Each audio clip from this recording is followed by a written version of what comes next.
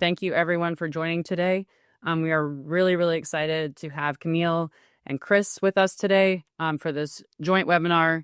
And today we're talking about from awareness to action. We're going to build timelines that drive results. So today you're going to get really, really compelling, actionable, solutions to how you do this in PowerPoint. It's just going to be a really, really great session also to share with your team or teams or anybody that you really want to, really get laser focused in PowerPoint. And really, hopefully today we're providing solutions to some of the key pain points you have in PowerPoint today and making your world in PowerPoint a lot easier.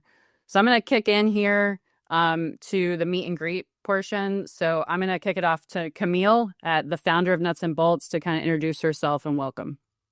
Hi, good morning, everyone, and thank you, Kate. I'm so excited to be here. My name is Camille Holden. I am the co-founder of Nuts and Bolts Speed Training and also the one of the two PowerPoint experts here at our company. And I basically come from the world of PR, marketing, and communications, which some of you may be familiar with. And that all sounds glamorous, but really what I was doing is working on PowerPoint slides until 1 a.m. Very frequently. So I became very frustrated with that and sought to teach myself how to do things in a more efficient manner in PowerPoint while retaining, some design. So I have taught myself and now I teach people around the world. My company has been training people in PowerPoint for the last almost 12 years now, and I'm very excited to share what tips and tricks I have for you today to really help your workday be more efficient. Thank you, Camille. That's awesome. And thank you again for joining us. I'm going to pass it now to Chris Dunlap, our customer education strategist here at Office Timeline. Hey, everyone. Chris Dunlap here. Former adult educator, customer education professional, and for the past year or so, a Office Timeline advocate. For those of you that are new to learning about Office Timeline, it's essentially a PowerPoint add-in that helps you take that complex project data and turn it into like clear, beautiful visuals that your stakeholders will love. And over the past year or so, I've been getting into the nitty gritty of how to do that, how to do it efficiently and in a neat and user-friendly way. And today, hopefully, we'll be looking at a lot of tips and tricks to help you along the way. Thank you, Chris. And hi, I'm Kate. I am the product marketing lead here at Office Timeline. I am really here to learn more about what the needs and desires that you guys want to see in PowerPoint and how we can really educate you and bring you the best product overall. So this is a really moment for me to learn more about you and really learn from Camille and Chris too. So we're going to get some really, really great strategies and I'm excited to jump right in. So I'm going to pass it over to myself to welcome you guys again and just get a few things just kind of like our housekeeping stuff underway. So this session is being recorded. So if you do want to share this with teammates or if you want to share it with, your leadership team, whatever, right? We're going to learn a lot of really, really great strategies here today that are going to help you be more effective, do your job easier, and just make, hopefully, your life easier in general. Ask questions anytime in the Q&A. We do have a live Q&A with both Camille and Chris at the very end. We do have this session is muted, but of course, you can reach out in the chat if you have a burning question. The session will approximately run about an hour. And then at the end, please stay tuned because we will have access to a free trial and project planning templates at the end of the webinar today. So we want to make sure you guys are getting those resources once again to, make your job in PowerPoint a lot easier. So today's agenda, just high level, obviously just completed the welcome and intros. Camille will kick us off with design shortcuts. So like really, really like great tips and tricks in working in PowerPoint. Chris will go through what we are calling a live makeover to really just clutter to clear. So like from data to getting all that data into your slide, getting the most compelling moments presented to your stakeholders or leaders in the organization, and just how that flow looks directly in Office Timeline. Once again, very actionable and things you can immediately take away. And then we'll have that live Q&A so you can ask any questions and raise your hand as needed. So I'll go ahead and take over. So thank you so much. I'm very excited to be here today. Can't wait to share all this great, juicy shortcuts, tips, and hacks. Before we get started, I just want to launch a quick poll because I'm always really curious about this question. So if you wouldn't mind taking 1 second to answer this question, are you familiar with the quick access toolbar in PowerPoint? how many people know of this feature? How many people don't? We get a live answer here. We can see what everyone's responding. We're getting close. 100% have answered. Thank you all so much. Amazing. Okay, so we have a pretty good mix of people who've heard of it and those who haven't. So today I'm going to share with you, what this is for those of you who don't know it, and for those of you who do know it, hopefully an extra little tip or feature that can help you if you are already using it. So I'm going to exit out of slideshow mode here, and I'm going to go ahead and open up PowerPoint. And I'm mostly going to spend the rest of the session here inside PowerPoint because I like to get my hands dirty and show you how things work actually in the program. So the QAT, or Quick Access Toolbar, essentially is a feature that's been around in PowerPoint since, almost the very beginning. And it is just a part of the regular PowerPoint interface. So my QAT is right here below the ribbon, and you'll notice there's a whole bunch of stuff on it. Your QAT is very likely, especially if you don't know about it, is very likely up here in the very top of your ribbon in this very, very, very top section. And it most likely has save, undo, and redo up on there, right? That is most people's default QAT. That's how it comes in PowerPoint, and I think that's really an underutilized tool and unfortunate thing for PowerPoint to do because it's not prompting you to use this amazing feature. So the QAT is basically a customizable toolbar that you can put anything on.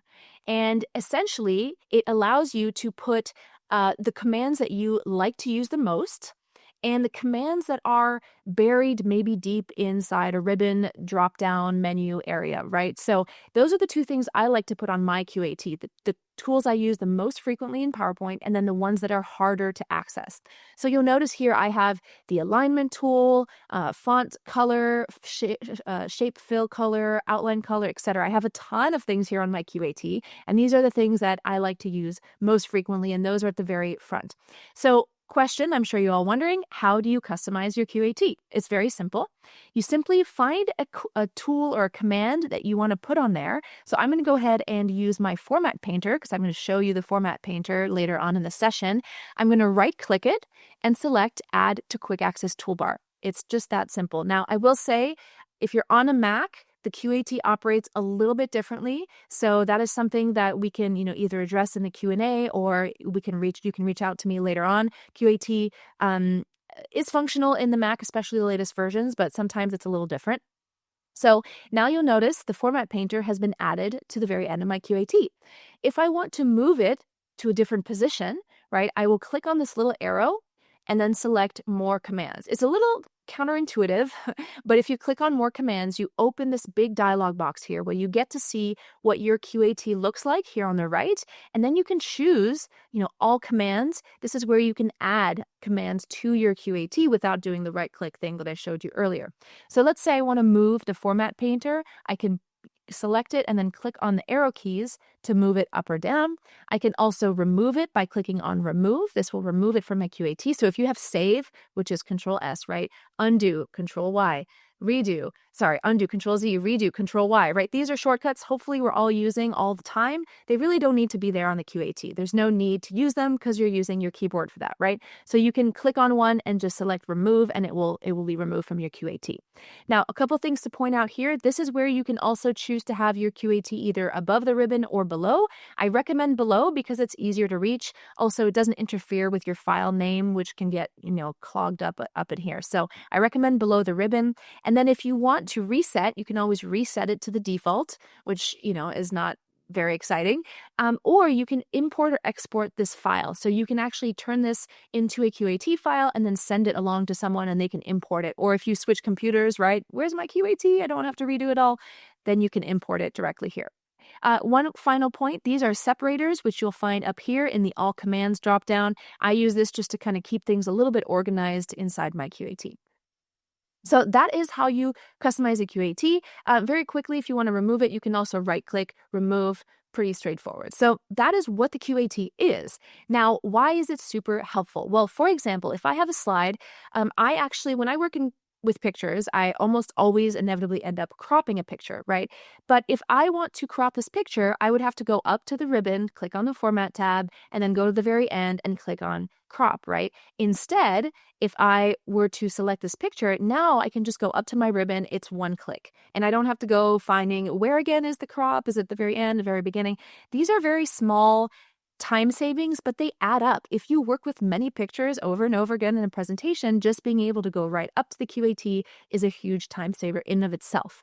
The other benefit, and this is a trick for maybe people who already use the tool but are not aware of this, if I select an object, let me show you how quickly I can format it without touching my mouse. Okay, I'm just going to use my keyboard. I'm going to go ahead and format this.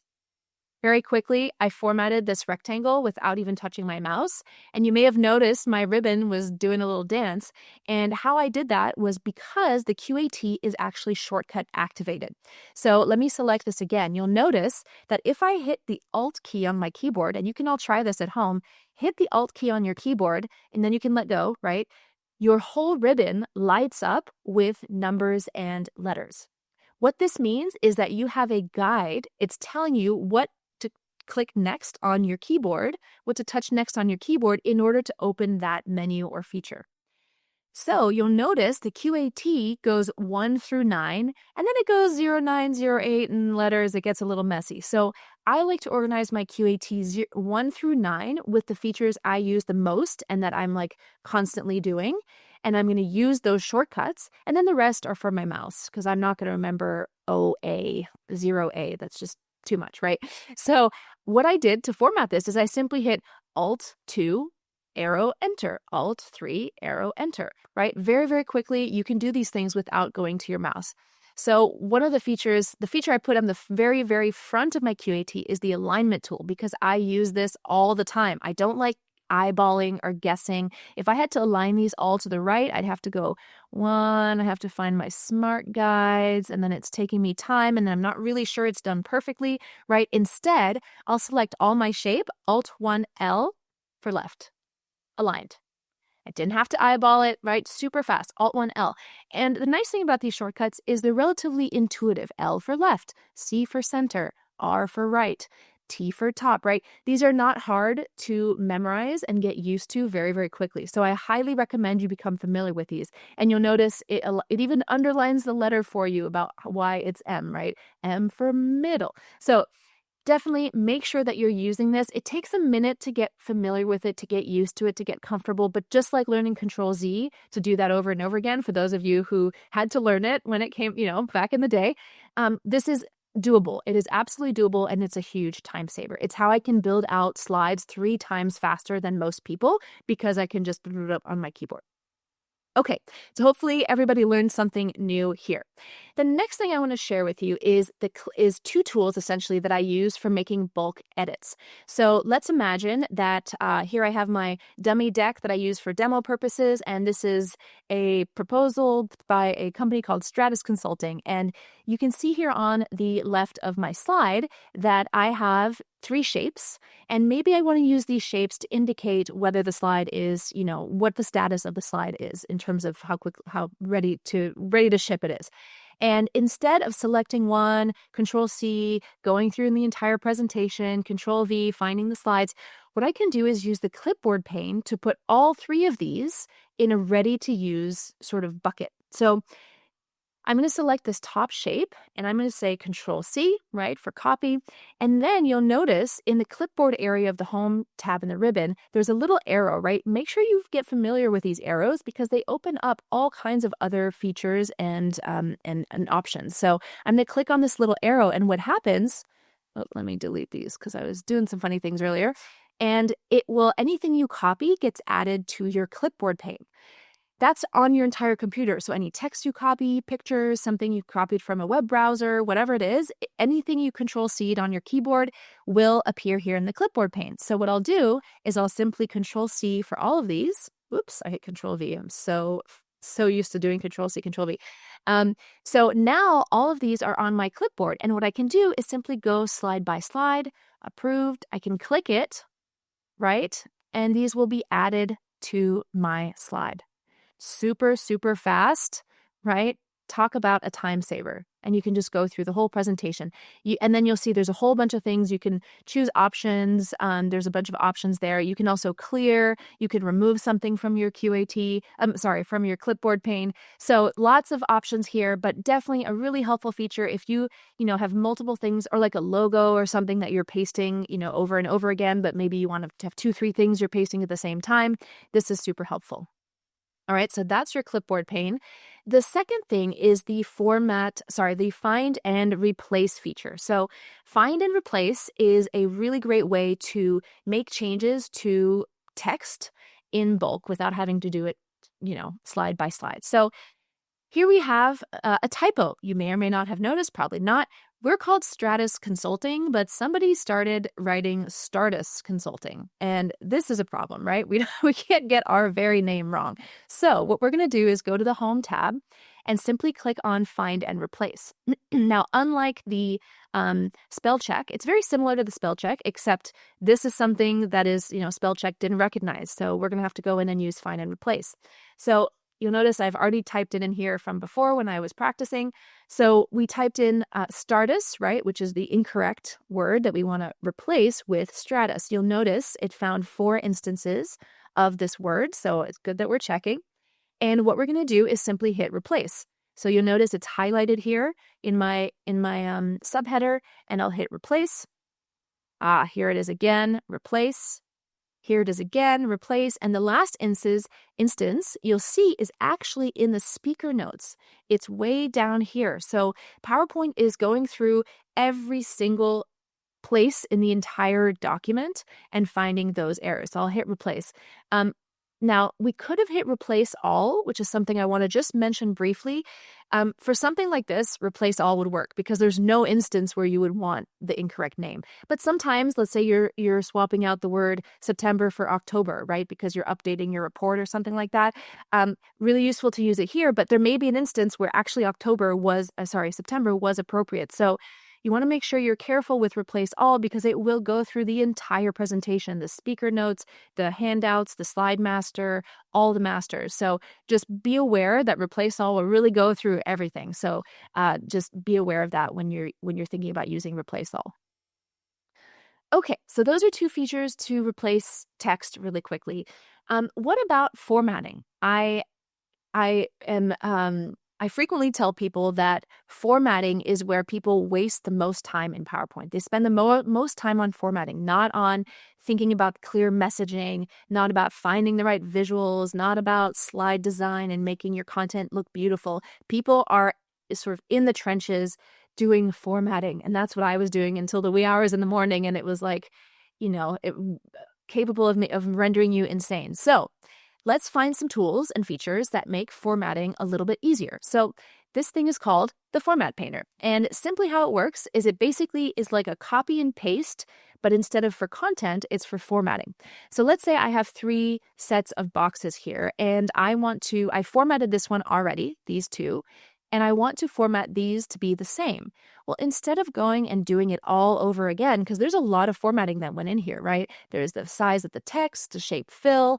This even has some features of margins and padding. So there's a lot of formatting that went into this. So instead of doing it all one by one, we're simply going to use the Format Painter. So I will select my shape. By the way, I'm selecting the edge of the shape so that the entire shape is selected as opposed to going into the text.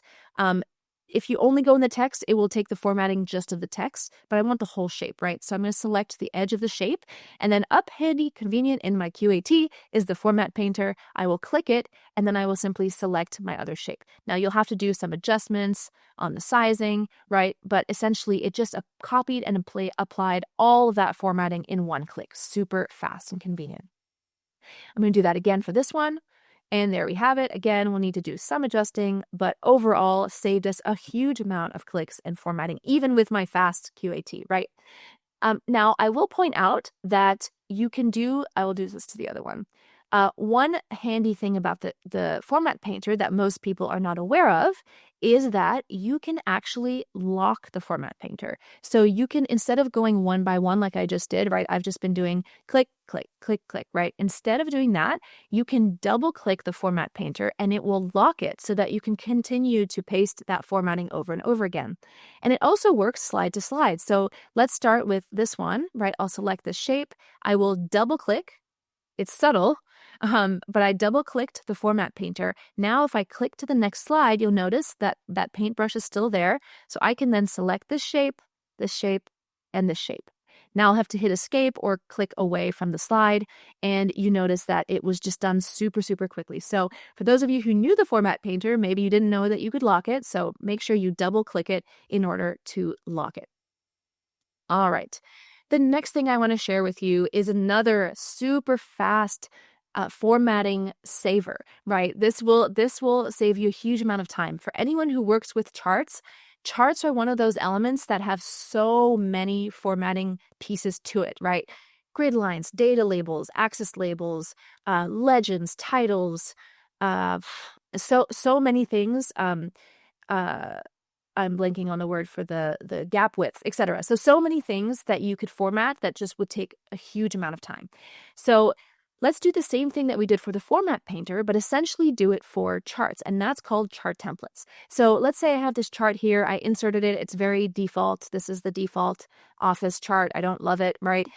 Let's go ahead and format it. So here's the version of that same chart, but I went ahead and formatted it to how I want it to look, right? And all I'm going to do is right-click the chart and select Save as Template. Super simple, but a feature that if you didn't know existed, right, now you know. So what it's going to do is PowerPoint is going to open up a very specific place on your computer, and you want to stay here. Don't get all fancy and try to find and make a new folder. PowerPoint needs to know where to retrieve those templates, so do not edit that location. And then you're going to give it ideally a descriptive name, something that makes it clear what type of chart template it is, right? Especially if you start saving many, many, many, it's really useful to have a clear labeling of it. I'm just going to call it chart 1 because I'm lazy today, and it is now chart 1. So what I can do is then if I go to another slide with a different chart, right? Look at this formatting. Ooh, that's not good, right? Very quickly, all I need to do is I can either right-click the chart and select Change Chart Type, or of course, up here in the Chart Design tab, you also have Change Chart Type. You may have used this before if you're going from a column to a bar, etc. Well, now that I've saved a chart template, notice I actually have a templates folder that appears here. If I click on the templates folder, I now have my templates saved here. And if you have many, they'll all be displayed here. What I can do is select that one. You get a little preview, which is nice. I actually find this really distracting, but you can kind of zoom in and see more details about how it's formatted, say OK, and now the data is retained. It's all the same data, but the formatting is applied to it. So this is probably like 30 different formatting things that I just applied in one go. And if you have many charts across presentations, man, oh man, this is, my husband talks about an intern at a bank that he used to work at who had no idea about this feature. And he spent hours into the morning for reformatting every chart because his boss was like, no, I really need XYZ thing on that chart, right? And he woke up in the morning, showed up to work, hating his life, and my husband just showed him the chart template and he almost quit on the spot. So definitely chart templates are super, super useful. And I recommend making a chart template for every chart type, right? Bar, column, pie, most of the charts that you use, highly, highly useful. Okay, how are we doing on time, Kate? Because I have one more thing I can show, but I'm also really... Yeah, you're good. Go for it, Camille. Thank you. Awesome, thanks. I should have set a timer. So we have one last feature that I want to share with you, and it might surprise you. I'm a presentation designer, and I'm talking about SmartArt. What? SmartArt is one of those things that people love to hate, and for good reason. SmartArt is, some of the functionality of SmartArt is helpful. Some of it is not so helpful. The general look and feel of the SmartArt is, maybe 10, 20, 30 years outdated. However, there is one feature about SmartArt that I really love, and I actually use SmartArt fairly regularly, but you wouldn't know it. And that is because SmartArt allows you to take text and quickly turn it into shapes. and shapes can be more visual. Text will never be visual. So let me give you an example. So this is a type of slide that we all see, right? Just text and bullet points, right? And it's sometimes tricky to come up with ways to make this more visual. And I get it, everyone's short on time, often short on inspiration. So SmartArt is a really great way to get a few ideas, but then make sure you don't leave it in SmartArt. So from this set of bullet points, we can fairly quickly come up with this graphic, which I'm not saying is going to win awards by any means. This is usually not my final product, but for someone who's busy, short on time, it's already a whole lot better than just bullet points, right? I'm all for, getting it good enough, getting it like 20% better. We're not necessarily aiming to do a TED Talk every slide that we build, right? So let me show you how I do that very quickly. I select my text box, and then up here in the paragraph area, click on this Convert to SmartArt, and then you can choose any SmartArt graphic you like. You can obviously go and dig in a bit further. I simply selected this top second one vertical block list, right? If you click it, it then turns your content into SmartArt, right? So very, very simple. This again looks weird. Here I have 2 columns because I really want 2 columns. I think that will look better than just one massive column. But if I try to move things around, PowerPoint gets all weird, right? So this, and then these double up, right? We've all had this experience, and we think SmartArt is so smart, and it doesn't feel like it's very smart. So let me just reset my graphic just to show you that. So we can reset the graphic if we made some weird things that we want to go back to instead of Control Z, a million times. And right next to reset, we actually have a handy convert tool. So you can convert this back to text, for example, if you wanted to. That's really helpful sometimes if you decide, okay, none of these work. I want to get my original text back. But I really like convert to shapes. What this does is it basically turns all the SmartArt graphics, instead of SmartArt, it's now shapes, and that they're grouped. So you're going to need to Control-Shift-G to ungroup, or right-click, group and ungroup, right? But Control-Shift-G is the shortcut I use all the time. And in fact, when you're still inside SmartArt, you don't even have to go here to convert. If you simply select your SmartArt and Control-Shift-G, it will ungroup it and sort of kill the SmartArt feature. So Control-Shift-G once, Control-Shift-G a second time. Now I have my shapes, they're regular shapes. I can go ahead and format them however I like. I can also turn them away from these kind of weird rounded edges. I can shape format tab, edit shape, change shape. Let's make these rectangles. Right now I can select all of these. I can then move them over. I can change the font size, etc. Do all the formatting I need to get to something like this. So SmartArt, we use it smartly as a generator of inspiration, as a generator of sort of shapes directly, very quickly. It's faster than inserting a shape, typing text. But we don't leave it there because it's going to look like SmartArt, and nobody wants to really look at SmartArt.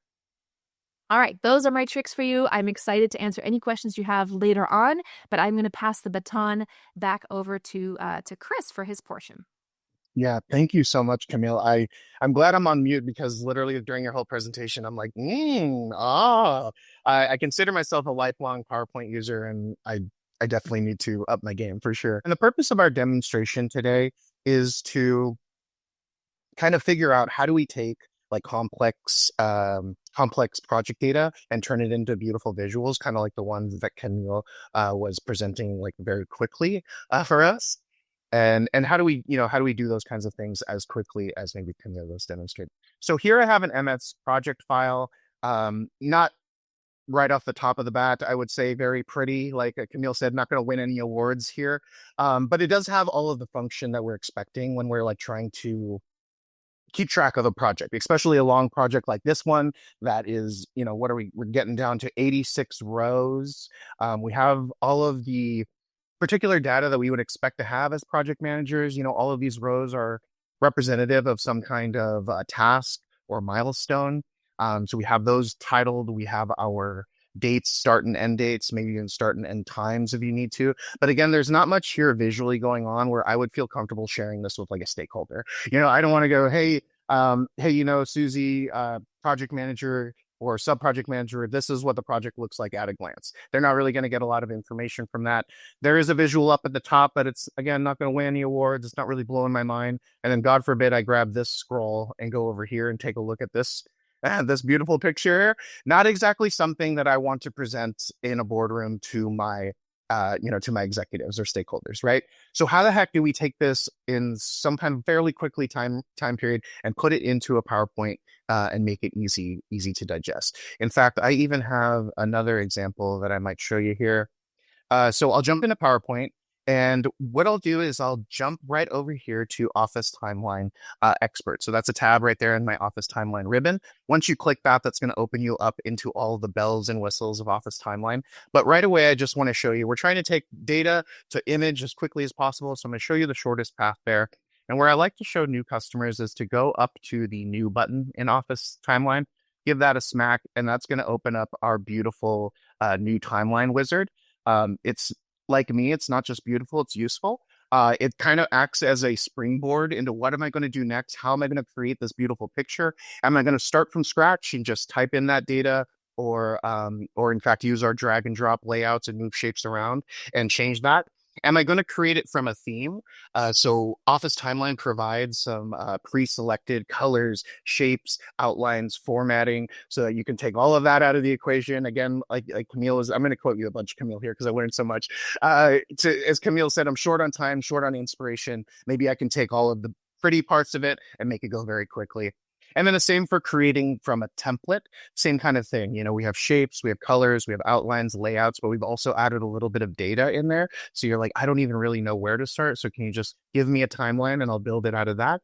So you have a lot of options here. And the last is to import from data. So importing from importing from Project or Excel or Smartsheet, we have all of those available. Just to give the new timeline wizard a little bit more flowers, you'll notice that you can navigate to themes, you can go to templates, you can go to import. So again, great springboard into like, how do I want to do this? But we were just looking at a pretty complex data set. How am I going to make a pretty picture out of it? Let's start by using our import data feature here, and that's going to open this up, and you can see we have some options. We have Excel, we have Project, Jira, Smartsheet, Wrike. You'll just go down the path that's most relevant for you. You can even select some of the recent files you've been working on. I'm going to go ahead and select Microsoft Project. And that's going to dump us into our import wizard. It's just step-by-step, easy peasy, to walk you through all the steps to import your data and to make a beautiful visual. On this first one here, it's okay, you want to import a project file, give us that file. So you can drag and drop, or you can click to browse the file. One thing I'll point out here is we do have a lot of great instruction online. So if you click the Learn More button, it'll include tutorials, videos, how-tos as far as importing your project file.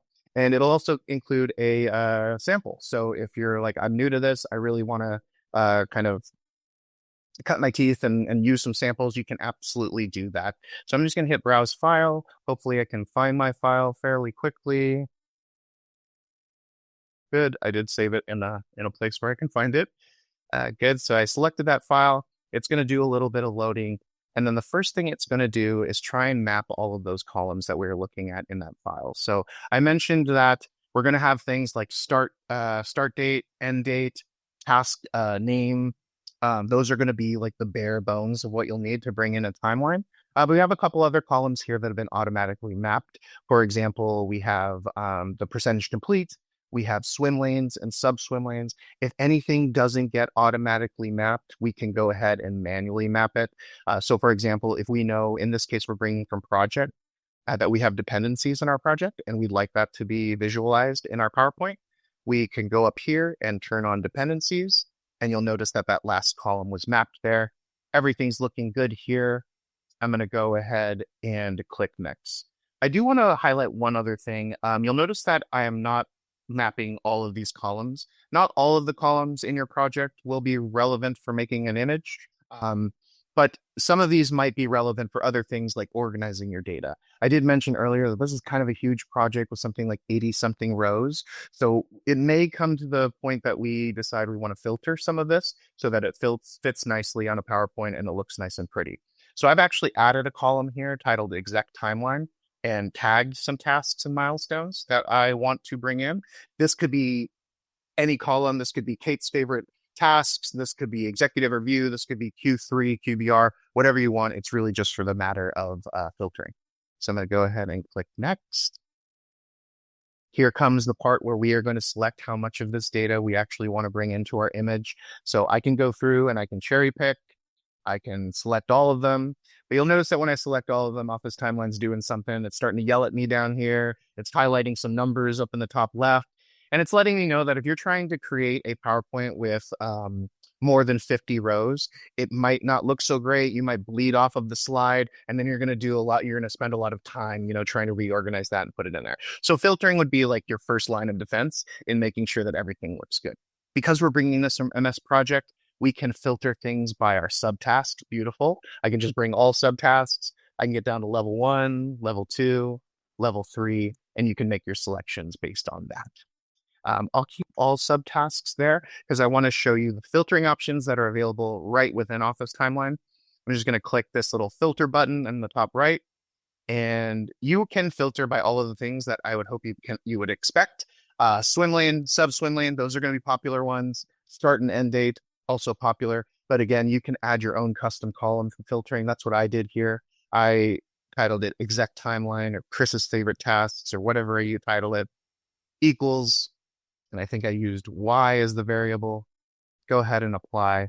And now I brought this down to a, let's see, one sec. Let me just compare my filters. Make sure I don't have anything select here. For those who want to see it twice, here it is. I'm going to do Exec Timeline equals Y, apply. Cool. Now I've taken that 87 rows down. I'm just going to select them all. 16 manageable rows of 87. Sounds good. And the last step here is just to click the shiny import button down in the bottom right. And as soon as my computer catches up with my mouth, Office Timeline will take all of that and render it as a beautiful image on your slide. So what's kind of the beauty of Office Timeline is it's taking all of the things that PowerPoint already knows, right? These are all little text boxes. These are all arrows and lines. These are all shapes that already exist within PowerPoint. And Office Timeline is taking all your data, looking for the appropriate shapes and positioning, and putting them right where they belong. And so if you're kind of used to that process and you're bringing in files every day in Office Timeline, you'd be surprised at how quickly you can create an image just based on this import. And so if we look at this, some of the things that you might want to do, I always like to say that when you import, it gets you about 80-90% of the way there because there still might be some formatting options that you want to take care of. And in order to do this, all you have to do is go into Edit Timeline. And this will bring you into kind of a drag and drop environment where now within Office Timeline, I can move things around, change things with kind of like the safety bumpers of Office Timeline so that you don't mess anything up. So for example, if I were to take this milestone and say, actually I need to move this up a bit, a bunch of cool stuff is happening, right? It's bringing the line, it's bringing the flag, it's bringing the title, it's bringing the date, and it's changing the date for me. And all of that is really important. As far as like design elements go, maybe I don't love that this date is kind of overlapping the header. So I might grab that and do a little drag and drop magic, push that away. Maybe I don't like how development is going down to the second line. So maybe I'll do this, give these a little rotation. And then you can grab your swim lanes and make them a little thinner. What else? What else? Is there anything weird and overlapping? This one right here is weird and overlapping. And just as you're making these adjustments, just keeping in mind how your vertical space is changing, right? So every time I move something to the top or the bottom, it's taking a little bit more vertical space, just like that. Just something to keep in mind. And then when you make all of these changes in Edit Timeline, all you have to do is click Save, and all of that will render onto your slide appropriately. Now, as a lifelong PowerPoint user that is still learning stuff, even today, I do often caution users here to say, try not to make layout changes that are so specific to your timeline on the PowerPoint slide itself, only because we have Edit Timeline as such an efficiency tool, right? If I decided that, I want to make a little tweak here, I want to move this up actually a little bit further, well, a couple of the magic things that I did in Edit Timeline didn't happen, right? It didn't bring the line with me, it didn't bring the date, it didn't bring the title, and in fact, Office Timeline is going to yell at me and say like, hey, we don't recommend that you do that. And the reason is, again, letting my computer catch up to my mouth, is that if you do take the time to move that flag, to move the stick, to move all the dates around, if you do go back into Edit Timeline or in Office Timeline and make some changes, you're going to run into a little bit of issues. it's going to move everything back to where it was. And I'll demonstrate to you that. So I was trying to move things around. It does cause a little bit of a problem. So that's why I recommend just going into edit timeline and taking care of your changes there. Now, that doesn't mean that some changes you can't make on the slide. Like Camille pointed out, an awesome efficiency tool, which is the Format Painter. Office Timeline isn't dumb. Like, it can recognize some of the PowerPoint magic that you're doing. So if I, decide to use the Format Painter to change certain colors, or let me even lock it there and, go around changing things to be blue, or even the swim lane to be blue. You can do all of that. And then up here in Office Timeline, you can click Accept Changes. So don't worry, don't feel like you're bogged down by what is available in Office Timeline, although we do try and keep it like a one-to-one experience to what you can do in Office Timeline and what you can do in PowerPoint, with maybe a few exceptions. So for example, once you have your beautiful timeline created, you're making some adjustments, you also have the ability to adjust the style of it. So if any of these objects, you want to change the shape, the color, the look and feel, you just give it a click. And then that'll open up something called your style pane. And your style pane will be direct to the item you select. So if I select a task, it will let me, choose a different shape. It will let me choose a different color. Sizing, I can go large, tall, anything I want. I can change the outline shape if I like, make it red. And then great thing is once I make this beautiful task, I'm going to go through and do it to all my other tasks, right? Wrong. That would be terrible. At the very least, you would want to use Format Painter, which Camille just showed us. But in Office Timeline, you have an efficiency tool as well. You can go ahead and apply to all. So you can say, hey, I want this to apply to all my tasks, but I want the shape, I want the size, maybe in the spacing, the outline, maybe everything. And you can decide, do I want it in this swim lane only or in the entire presentation? We'll go ahead and choose the swim lane only and click Apply. So cool. The theme of our presentation today, right, is like, how do I take clutter and turn it into a beautiful presentation, right? So we already have a timeline like within minutes here. And then now I'm just going through and like making some adjustments to the nitty gritty, the look, the feel, the vibe of the slide. Okay, going back to our data, I want to point out a couple other things. Again, from getting data to pretty images. So I mentioned that the minimum required data to come into Office Timeline would be like titles, start dates, end dates. If you folks are working in Excel or Project or Smartsheet, I'm sure you're used to having these data points. You're saying, Chris, what about these ones that don't have start dates? That's okay. Anything that doesn't have a start date or maybe has the same date in both columns, Office Timeline will see those as milestones. And anything that has a date range, we will see those as tasks. So this is the minimum data required to bring into Office Timeline. So if I go to this one, we'll see we have a little bit more going on, kind of a little bit more in kin to what we saw in Project. But in this case, we have swim lanes, we have row IDs. And so let's just take a look at what it looks like to import something like this from Excel and, see how quickly we can get to a beautiful image. So jumping back to my PowerPoint, I'm going to go to New. I'm going to import data. I'm going to choose Excel this time. I also shout out to our Learning Center and Knowledge Base where you can get templates, tutorials, and videos. I'm going to browse that file. I found my file quickly. This is my day. Okay, since this is from Excel, we have a couple different options here. You notice that I had several worksheets in my file, so I'm just going to select which worksheet I'm working with here. It was this one. I have a row ID, swim lane. Really, all I'm doing here is confirming, yep, this looks correct. This is my data. Go next. And it's going to go ahead and map those columns for me. It did got them all correct. Row ID, swim lane, title, start date, end date, percentage complete. But again, you do have your human brain available to help you out here. So if you're like, actually, these columns here were supposed to be my start and end date, you can come in here and say, sorry, Office Timeline, I actually meant these columns. Go ahead and click Next. Now we get to choose which rows we're going to select. This is just a whopping 18 rows, so we can just go ahead and select them all. I think it'll look just fine on the slide, and go ahead and click Import. Okay, big fat milestone slide here. And another thing, 80-90% of the way there, we go into Edit Timeline, see if there's anything we might want to change. Again, I don't like that overlaps the header there. Everything else kind of looks pretty good. Maybe I do like these to be like this. Go ahead and click save. And then maybe I'm not a fan of the stars. Maybe I'm old school and I like all my milestones to be diamonds. I can go up here, select diamond. I want these ones to be blue. I'm going to apply to all. I'm going to select my formatting. And in this case, I want it to be in this swim lane. Diamonds. I like it.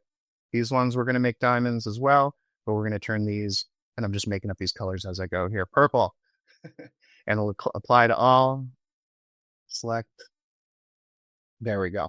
So in a short amount of time, I'm done with this timeline, right? Again, you can get into the nitty gritty. You can do a lot more, but it's like, I got the shapes. I got the colors I like. Office Timeline did the rest. I went from spreadsheet to timeline pretty dang quickly.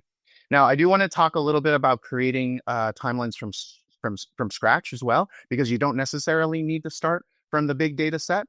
You can, however, just like start it on your own. So again, I'm going to go here, click new. I'm going to start from scratch. It's going to dump us into that edit data tab there. If we look at the edit timeline, there's just nothing there. It's just a blank slate for us. And it gives us that first line. And we can just go ahead and start typing our data. We can just choose if it's a task. We can choose if it's a milestone. We can type in all of that information. But I do want to show you another efficiency exercise that you can do. Again, we're talking about makeovers and getting from data to pretty pictures quickly. I'm going to go back to my spreadsheet. I'm going to choose that required data, because remember, all we need is title, start date, end date. And I'm going to do a little copy pasta here, do a little Control C. And as Camille pointed out, that's going to add it to our clipboard. And that the same is true for Office Timeline. So if I go into, I'm going to go to new, I'm going to start that one from scratch. It's going to give me that first line that I don't need. I'm going to point out some tiny icons here, guys. This is a tiny little trash can on this row. Let's get rid of it. And then the tiniest icon in the world is going to be the clipboard in the top right corner. If I click that, it's going to paste all that data that I just took from my Excel sheet. If I go to edit timeline, oh, it's positioned a little weird. That's okay. I can use my drag and drop to fix that and click create. And while that catches up with my mouth, just a little personal experience here is like, if I would have known about Office Timeline a couple years ago, it would have changed my PowerPoint journey.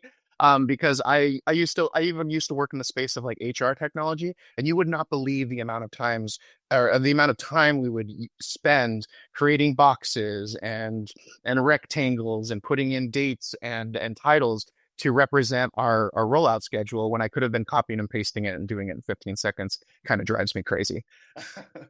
Let's see, copy and paste. We did that great. Other things that you can do to help with efficiency, again, short on time, short on inspiration. You can quickly change the look and feel of these. You can get custom and go individually and make all these changes and do it exactly how you love it. Or you say, Office Timeline, didn't you make some of these pretty for me already? And we'll say yes. So if you check out in your style pane, there is this button here to switch themes. My current theme is one titled Flow. It's just my default one that I particularly like. But you can go into the Office Timeline themes and preview your own timeline with your own data in a number of different colors and formats, etc. So like for this one, go ahead and apply. Maybe I like those colors, shapes, flags better. For this one, that's like a swim lane timeline. I can go ahead and find a theme that works really well for swim lanes, kind of like this one, and click apply. And so really quickly, again, if we look at the example of like copy, paste into Office Timeline, hit create, change theme, I'm done. I'm just going to send that off. Let's see what the team thinks about it. And I'm no longer going to spend an hour trying to figure out how to change all this and make it pretty. Now, before I wrap up the demo, I do want to show a couple of other really cool features that come in our expert plan. One of which is planned versus actual. So if I'm working in a timeline like this one, I go back into that edit timeline. We have some advanced tools up here in the top right. If we click that, bring the drop down, you'll notice we can activate plan versus actual, dependencies and critical path. We have some dependencies already cooked in there. That's what those arrows and lines are displaying. But if I turn on plan versus actual, you'll notice that something happened. We now have gray bars under each of our tasks. If anything is that gray bar, to jump back just a little bit, that gray bar is to indicate your baseline or your planned start and end dates. But if, as we know, things change in our project. So what we can do is represent any advances or delays simply by changing this like top portion of the task. And then our conditional formatting will kick in to say like, hey, there's a delay here and the bar is red. There's a delay here and the bar is green. All you have to do is click save, and that stuff is available in your timeline. Of course, nothing is cool unless we can completely customize it and make it pretty how we want. So if you click on any of your tasks, you'll notice now you have actual and planned. So you can change the styles for them accordingly. So you can turn on or off variants. That's another cool feature that we've just releasing. And you'll notice that on some of these, it'll show like plus or minus how many days you're advanced or delayed. And then if you turn on go to planned, you can change, the colors. So maybe you're not a green and red fan and you want them to be festive Easter colors. You can do that too. And we also have themes and templates that correspond with plan versus actual. So you can choose some of those pre-designs all by themselves. One other thing is I did mention a bit about themes and templates, and Office Timeline does offer a good library of themes and templates already built in for you. And if you have Expert, we have Plan versus Actual templates for you to use. You can just go up here and always check out the library of templates and themes. You can, always check it in the new Timeline Wizard. But if you've gone to the trouble of completely customizing something a certain way, you got all your pinks and your blues and your stars and your diamonds, exactly how you want it, you can always go up to themes and create a theme from the current timeline. You can do the same thing for templates, save current timeline as a template. So when you do that, those themes and those templates will be saved for you forever. And you also have the ability, similar to the quick access toolbar, is to like save that and like share it with another computer or share it with a colleague. It is a really cool efficiency tool there. So don't spend hours trying to make things pretty. You can do it just once and make it fast, or we can lend you some of our styling and you can use that in your PowerPoint. Cool. I want to stop there because I'm keeping my eye on the time. And I want to make sure we have some time for questions, comments, thoughts, either for myself or Camille. Guys, feel free to either put them into the Q&A or raise your hand, I think, right, Kate? Correct. Yeah, we do have a good bit of questions. So I was just gonna Chris, I was thinking, since a lot of these are in relation to Office Timeline, if you wanted to just keep your screen up. Sure. Might be things, a show and tell moment. But yeah. Okay. So yeah, I just wanted to jump in. I appreciate all the questions and engagement. It's awesome to hear from you guys. It really makes sure that we are creating content that's relevant to you. So one of the questions is, what is the most effective way to show a task projected delivery date versus actual delivery and timeline, which I believe you covered with plan versus actual, but just wanted to hit on Niall's question there. Yeah, no, that's a great question. And yeah, for visually, I think you're kind of taking a peek at it. Like your main thicker bar, that will represent your actual. So in your edit timeline, you can always move that around to indicate an advance or a delay. But this is also available in your data as well. So, if you just need a quick come and change a date, either both in your planned or your actual, you can do that here. And you can also import via Excel planned versus actual. So if you are trying to set up your whole project with plan versus actual data and then import, you can do that as well. You also notice we have the variance column, so you can kind of get a quick glimpse of what the changes are there. Let's see, oh yes. So both in data and in your edit timeline. And then also, for whatever reason you do decide, let's see, bring that out. If you do turn off planned versus actual at any time, it will ask you like, which dates do you want to keep? Do you want to keep the actual dates or the planned dates? And I would say using all of this in tandem with Excel would be like the fastest and quickest way to get it all done. 100%. Thanks, Chris. Yeah, and just re-mentioning, I have answered this question, but this is expert only features functionality.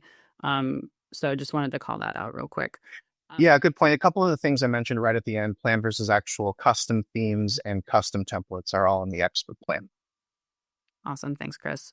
One question from Mary. When you update the original timeline in project or whatever the source data is, does it update the image in PowerPoint or is it a static image?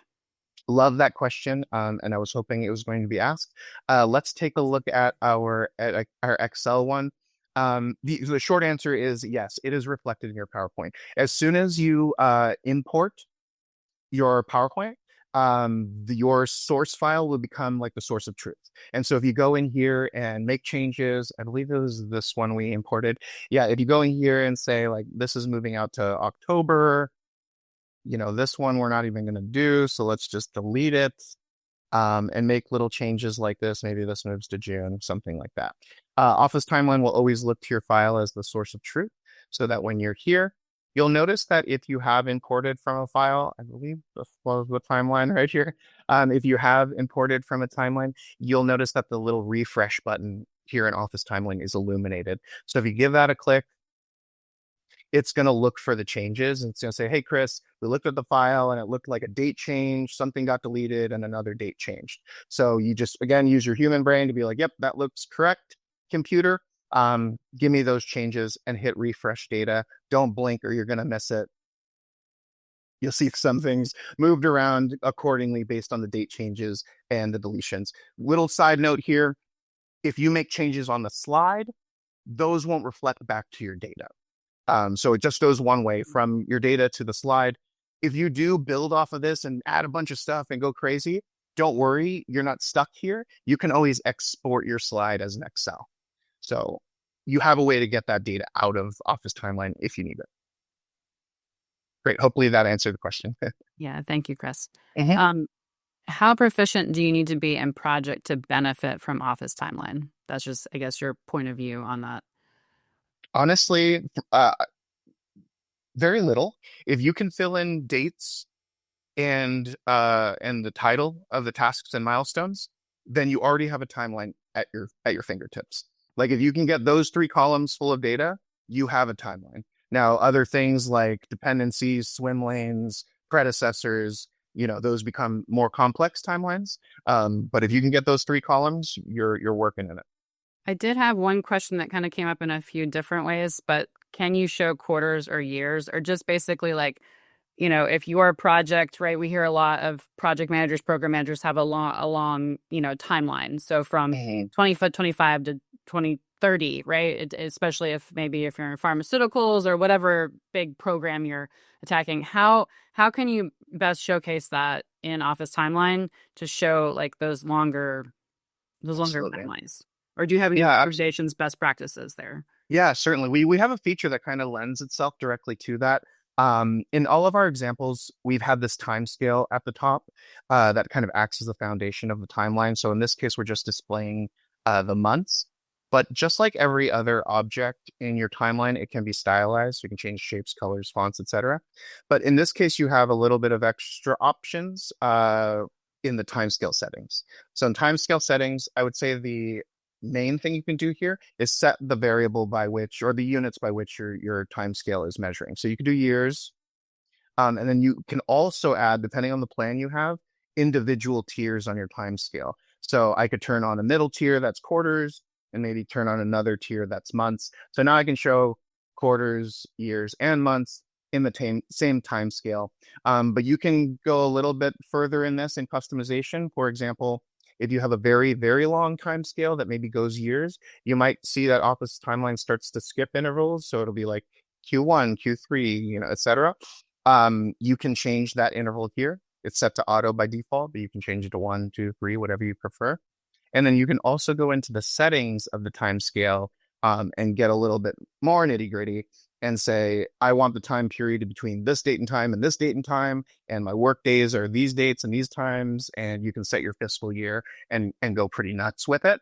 But by default, it just measures based on like the beginning and end of your tasks and milestones. But yeah, cool tip.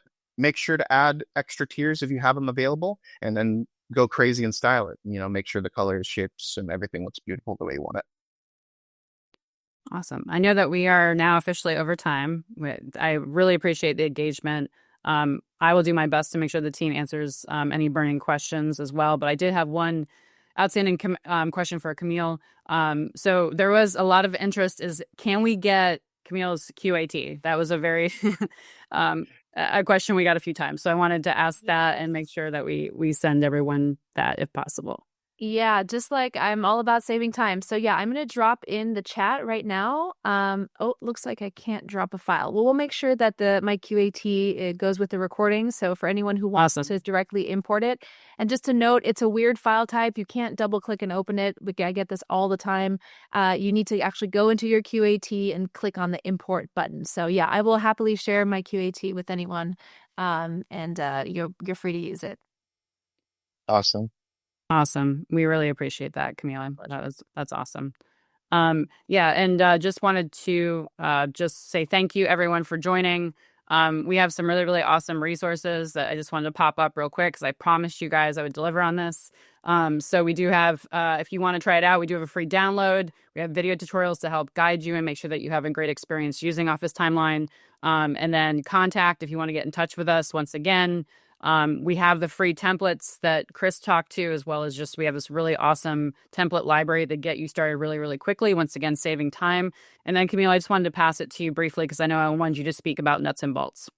Yeah, so if you found any of these tips useful, we share them all in our newsletters. We obviously come in and train your team. So if you feel like your team could use some help with the QAT and tips and tricks for building things more efficiently in PowerPoint, definitely reach out. That's our website. And you can find me on LinkedIn, where I also have PowerPoint courses on LinkedIn Learning. So feel free to reach out, and I'd love to connect on LinkedIn if you're interested. Thank you so much.